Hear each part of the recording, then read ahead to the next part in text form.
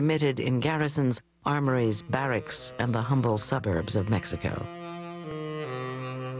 In 1931, Mexican repatriation becomes law. Mexicans who don't go quietly are subject to varying forms and degrees of harassment. Many are charged with vagrancy. Others are arrested for violation of new state marijuana laws, laws that are often an excuse to drive Mexicans out of the country. So in Texas, for example, if you got caught with one joint, you could get sent to jail. You could get sent to jail for life. In fact, there were campaigns in some of the states for the death penalty. And there are cases of people serving many, many, many years, decades, in jails for possession. Except for a handful of states in the Southwest, marijuana is still legal in the United States. But that will change soon after Harry J. Anslinger, the nation's top drug enforcement agent, takes office at the Federal Bureau of Narcotics. But first, Anslinger must convince Congress to do something it has never done before: outlaw a weed. His chief tactic is to convince Congress and the public that a weed is the cause of sex and murder. A message that scares an already fearful Depression-era America. I had to kill him before they killed me. I had to kill him. Can't you understand? I had to kill him. They killed me unless I kill them. Can't you understand? The History Channel now returns to Hook, illegal drugs and how they got that way.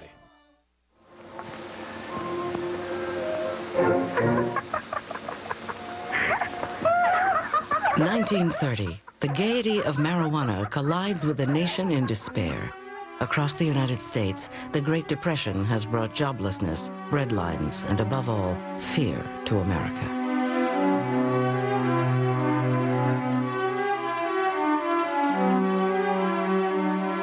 Let me assert my firm belief that the only thing we have to fear is fear itself.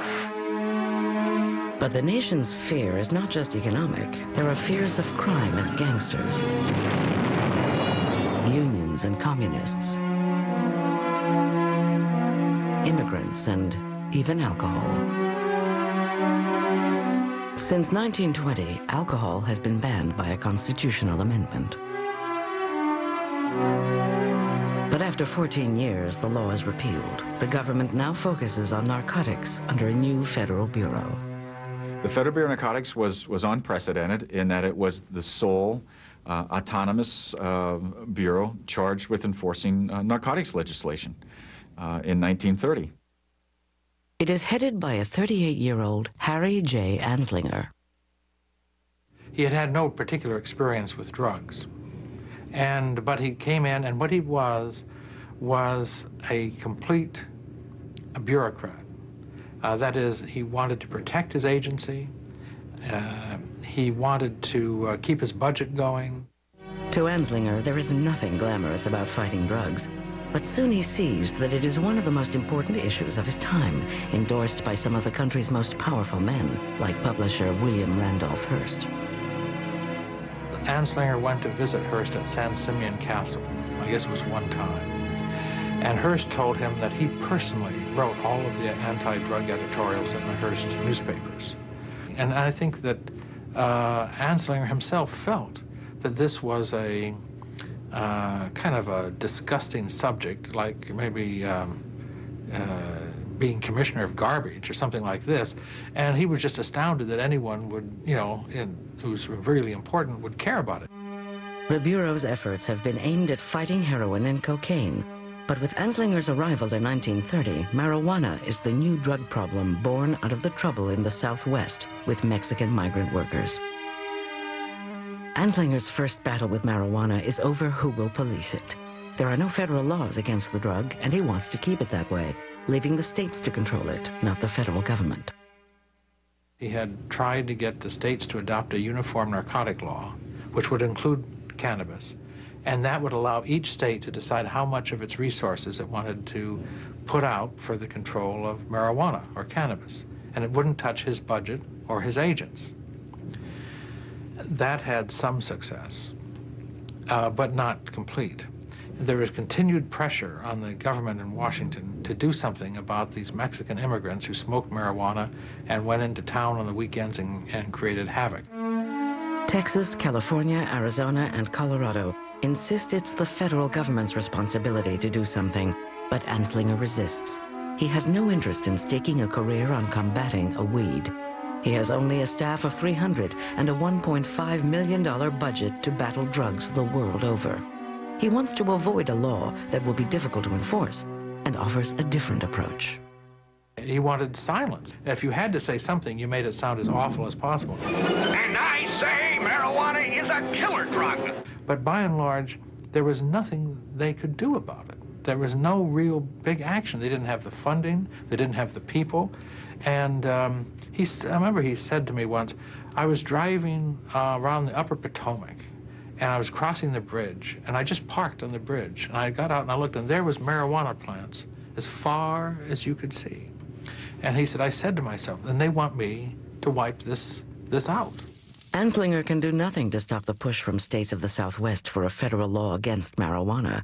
The issue is less about the dangers of the drugs and more about politics. Marijuana is entangled in immigration problems. I remember when I interviewed Harry Anslinger about it, he said we weren't having any trouble with it. You could get it in Harlem, he said, and it was not a problem. But the pressure came from the Southwest and the West, where the Mexican immigrants were seen as a unnecessary and dangerous surplus population. And so there was a tremendous campaign to try to push the Mexican immigrants back into Mexico. And marijuana got mixed up in that, because there was no question that they grew marijuana and smoked marijuana. In the end, the southwestern states prevail upon Anslinger to do something. Hesitant as he may have been, the pressure is on for Anslinger to use the power of the federal government to control marijuana.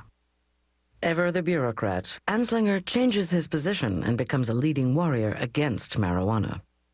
The Treasury Department intends to pursue a relentless warfare against the despicable, dope-peddling vulture who preys on the weakness of his fellow man. His chief weapons are movies that express exaggerated dangers of the drug. The truth is that every reefer is loaded with immorality and bestial perversions, brutality, murder, sex crimes, insanity, or suicide. While a propaganda war against marijuana is underway, Anslinger begins working to draft a law. But what kind of law? Like all federal drug prohibition in the early 20th century, the Constitution stands in the way. He finds a way around that in a new law passed to ban machine guns. A law was passed called the National Firearms Act, which said that you could not give, borrow, or transfer a machine gun to anyone without a machine gun transfer stamp. And it turns out the government would not make any machine gun transfer stamps.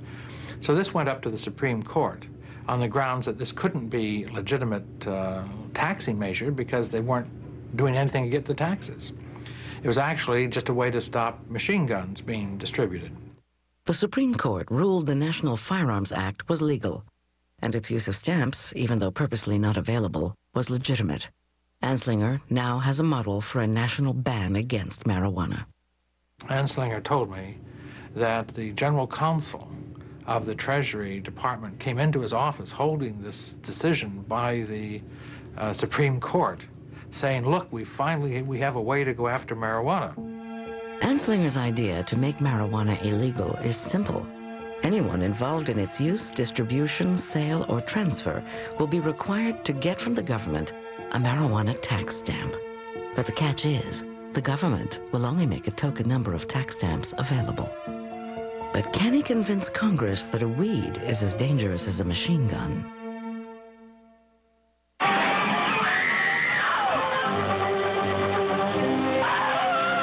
The next tragedy may be that of your daughter, or your son, or yours, or yours, or yours. The History Channel now returns to Hook, illegal drugs and how they got that way. On April 27, 1937, hearings begin before Congress on the first federal law to control marijuana. Anslinger hopes to convince Congress that marijuana is dangerous and that they will enact a law like the one that banned machine guns. I think his attitude toward marijuana was that it was not as serious as cocaine and heroin.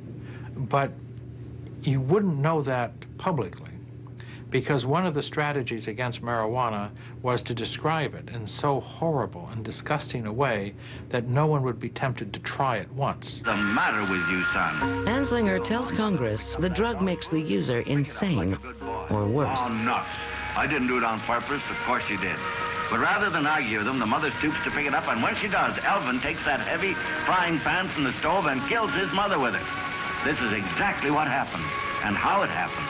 In fact, he said... Anslinger also tells Congress marijuana is the stepping stone or gateway to heroin and cocaine. One more puff, or I'll be floating. I want something stronger. How much have you got? He adds that it is the assassin of youth.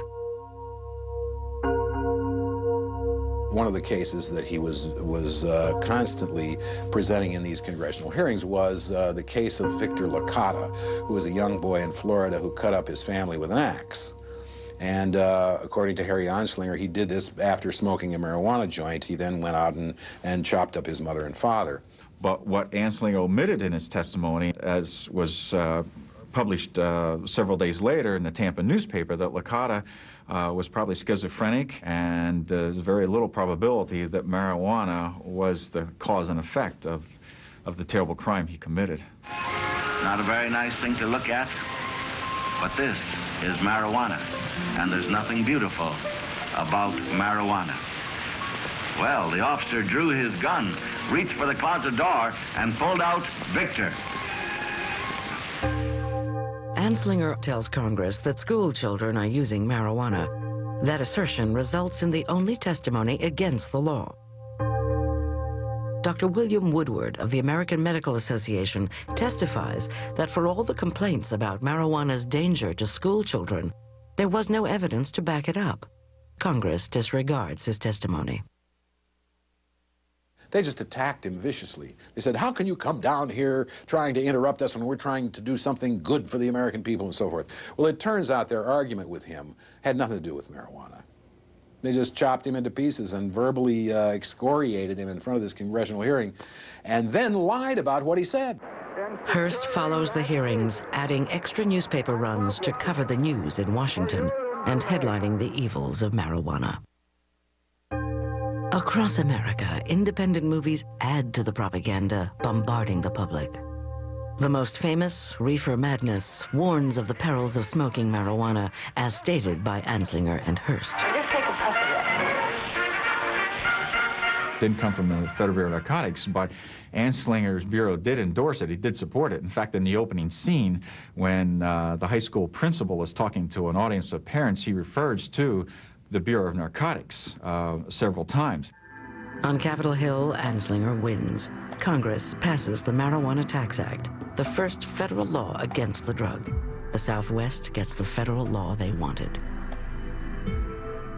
After 5 days of hearings, the marijuana tax law goes to Congress for a vote. It's passed within weeks by roll call vote. President Roosevelt signs the bill on August 2nd. It takes effect October 1st. Perhaps one of Anslinger's most significant contributions to fighting drugs is that he, more than any other individual, demonized drugs. I don't know that Anslinger lied to Congress, but he was an effective propagandist, we might say. The law requires that anyone wishing to buy, sell, distribute, or transfer marijuana must pay a tax and have a stamp. The penalty for failure to do so is 5 years in jail, a $2,000 fine, or both. But like the machine gun law, the government doesn't make the marijuana stamps available. There was another problem, too, and that was that in order to get the license, you had to have the marijuana in